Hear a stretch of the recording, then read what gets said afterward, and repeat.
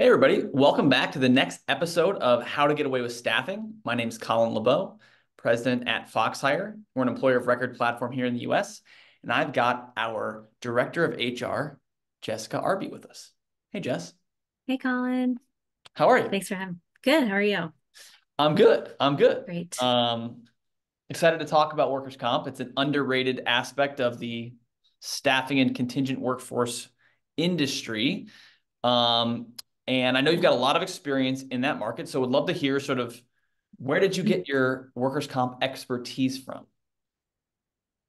So I've been in the HR risk management field for about 20 or so years. Started out in manufacturing, working in employee safety and risk management, workers' comp claims, being a self-insured employer. So got a huge boost in my knowledge basically from the get-go, working in self-insured workers' comp. So from there, I kind of grew a lot more into being an expert in self-insured workers' comp in the state of Ohio. That also kind of bled out into other states as I grew with other employers. And then coming to FoxHire, I came in with a heavy focus on risk management and workers' comp. Being that we're in all 50 states here, it was a good fit. And, so that's just kind of where it's transitioned over the years. Yeah, no, it's a cool journey. I think a lot of your experience in the past did lend itself well to what we do, which is cool. And like Mm-hmm. you said, all 50 states, workers' comp insurance is not the same in all 50 states, which I'm sure we'll get to. But Right. let's just start with what is workers' comp insurance? By definition, what are we even Yep. talking about? Yep. So workers' comp is a requirement that any employer that has at least one employee, um, working for them, they must have this type of insurance coverage. It's mandated by the states. So there are different nuances from state to state on what is required within it, but essentially it covers, if an employee gets injured in the course and scope of their employment, they get injured at work in an accident, they should be taken care of as far as their medical bills, any kind of like rehabilitation if they had some kind of serious injury that they need rehab. Also covers compensation for their loss of wages and things like that. Okay, gotcha. And so it makes sense to me. I mean, obviously, like somebody gets hurt on the job, someone's got to pay for their medical bills, right? Like that shouldn't be necessarily on the employee if it's in the scope of work. So, Mhm. um, if I'm an employer, I think you said this, but just want to make sure I'm legally required to carry this, correct? Right. Right. That's right. So it's mandated by the states, just like any other employment law. Workers' comp is required in every state. Um, there are heavy fines if you're not carrying the coverage and you find that you have an employee that gets injured at work. So it's really important to carry that coverage. You'll also find, as a staffing agency, your clients that you work with are going to want like a copy of your certificate of insurance that shows that you're Yeah, able to employ people in that state. So that's important that you have that so that you can do business with your clients. gotcha. And if I wasn't carrying it and somebody did get hurt, what would happen to me? Um, well, you probably would get pulled in to a lawsuit that, involves the state kind of taking action. Usually there are state funds that will cover what's happening there. Say if the injured worker is hurt, they need treatment, they need care right away. There's a deficit in, this employer not having the coverage. The state will take care of them, but then you're getting those bills, but you're also going to get fined. You're going to be in trouble. So you want to make sure that you do take, action and make sure you have all those things in place before you start employing people. Yep. Makes sense. Okay, Mhm. so it is important. You can get fined, all the scary, concerning things you might hear Right. about. But you talked about needing it on a certificate of insurance for clients. And I think that's an important reason why somebody might need a workers' comp insurance to Mhm. basically be able to even open the doors to any client organizations that might want to use your services. If you're not carrying this insurance, they're really not going to work with you. So what other big reasons do you think it's important for staffing firms to carry workers' comp insurance other than clients will be able to sign a contract? I mean, I think it it's important that your employees know that you're caring for them. So Yeah. that's one big part of it too, is like you need to provide it because it's the law, but it's also, in good faith, taking care of your staff and making sure that things are handled appropriately. Yep. Yeah. I mean, part of and the product of staffing firms is the candidates that you can deliver to a client, right? And so if your Mm-hmm. candidates aren't being taken care of, or that you can't prove to them that you're legitimate, right? And part of being legitimate is having that insurance coverage. You're not going to be able to deliver as many or as high a quality of candidates as you'd like to, or as your clients would like to. So I think that's important. I also think Mm-hmm. though that having the proper workers' comp coverage, not just, workers' comp in general, but having the proper workers' comp coverage enables you to sell into multiple verticals, right? Mm-hmm. It'll enable you to expand your business into areas that maybe you're blocked out of currently, right?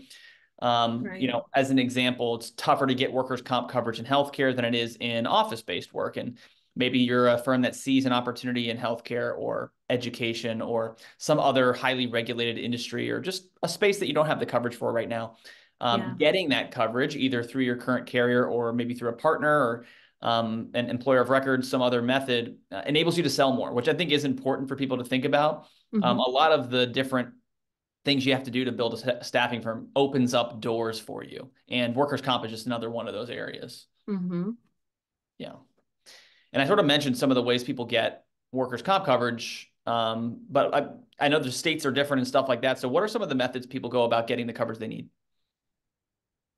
I'd say like in the majority of states, you will be able to go to your broker. So if you have an insurance broker, that's usually like the easiest way to kind of get started. So having a knowledgeable broker that's familiar with, workers' comp, they'll work with you on setting you up with the right carriers. So depending on what kind of industry you're staffing in, like you mentioned, healthcare, or if you want to be in light industrial or whatever, there's different carriers that specialize in that. And there's also some, restrictions when you're in the staffing industry that kind of keep things a little bit tighter than if you were like the direct employer in that industry. So it's a little bit different.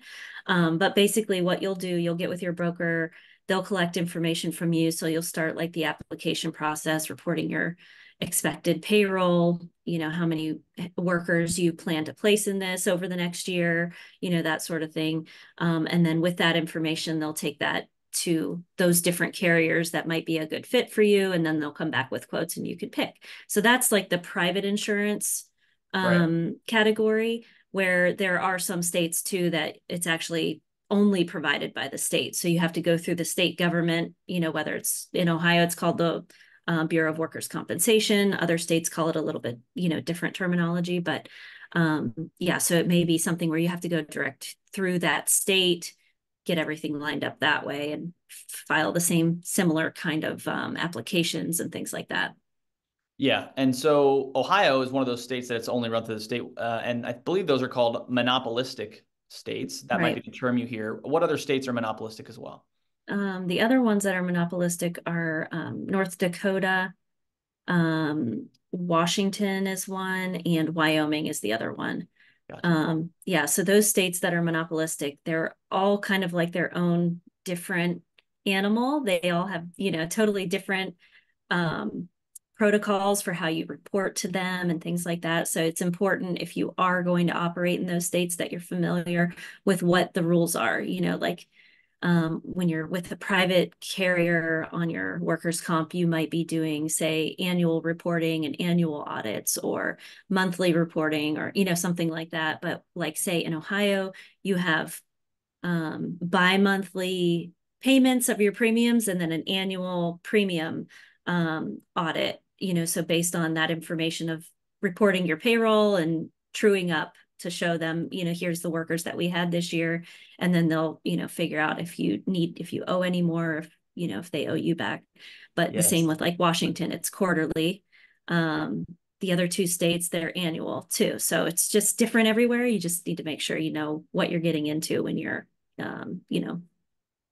jumping into those states. Right, exactly. And the same might though go for private insurance, right? Like, because you need to make sure Mm-hmm. your private insurance carrier knows what state you're operating in, and they could charge you different rates for different types of jobs. Yeah. dependent upon the state, correct? Right. Yes, for sure. So they're, it's all based on um, the workers' comp classification codes. So when your payroll is audited by your carrier every year, they're looking at how you've classified all the workers, what states they're in, and did we classify them correctly, and did we pay the right amount of premium for those workers based on, what is actually happening there. So it's really important to also know, that you have the correct classification codes when you're doing it, because you're not going to get audited for a year. So you might be paying someone and kind of, expecting that the premium for this deal was, say $1,000 this year. And then it turns out, oh, wait a minute, we had the wrong code. It's $30,000 we owe on this one. So it could be dramatically different and Yeah. unexpected sometimes. So it's important to also communicate with your broker, ask questions if you're not sure, that sort of thing about how you classify your workers, especially if you're in and if you're not just focusing on one industry, if you're in multiple different industries, it can get complicated. So it's important to make sure that you're aware of that. For sure. Yeah. As far as margins are concerned, you never want to be underpaying your premium, because then you'll Right. have that big true up check, and nobody likes that, right? I Mm-hmm. think that Right. would be not fun. Right. Let's say you go and ask for some extra insurance, or even just get insurance for the first time, and you get rejected, which I think is possible for private insurance. They could Yeah. reject you, say, hey, we don't like this type of business, or we don't want to mess around, or you're new, or whatever reasons they come up with, right? I think a lot of insurance carriers across all industries, real estate and staffing and employment, they're tightening things down a little bit right now. So you could get Right. rejected if you ask for insurance. So do you have any recourse there? Like, do you have any other options that you could pursue if you did get rejected by private insurance? Yeah. Yeah. I mean, if you're a staffing firm, um, it's obviously like for us, we work with a lot of staffing firms and they use our employer of record service um, because we can accommodate a lot more than what maybe they could initially. So that's definitely an option. There may be scenarios where they could potentially ask the broker to look at other types of coverage that they could get, but I think once you're declined, it's pretty hard to find the coverage until you really kind of set a base for yourself. So even working with an employer of record for your pool of workers that you want to employ for your clients, if you're working with that employer of record for a certain period of time and you can show like, hey, this pocket of workers were my workers and they, we've had good history, low risk, over the years, and potentially, could look better in future when they're going to apply again for coverage. Yeah, for sure. I mean, PEO, EOR is definitely an option, and we'd be happy to help. And Mm-hmm. there's a number of different vendors out there that can support that. But I also think that the state funds are available too. Like you could go, Mm-hmm. like if you're, even though your state's not monopolistic, you could still go to the state if you got declined. And I think there's a threshold that you'd have to hit of like how many declined options you've had before they would accept you. But can you Right. talk about that a little bit? Yeah. So there are, every state, like I mentioned, if you don't have coverage, there is that emergency scenario where the state is going to take over and you're going to get billed back for it. The state coverage is the absolute most expensive option in Yeah, you most don't want that. cases. Right. So you're going to struggle. I mean, it's going to be a difficult way to go about it. But it is also that kind of case where, if you do decide to do that, you're building your history, potentially the next year you'll have the opportunity to get your own private plan. But Mhm. yeah, there is the state, but it's always like a last resort. It's not as easy.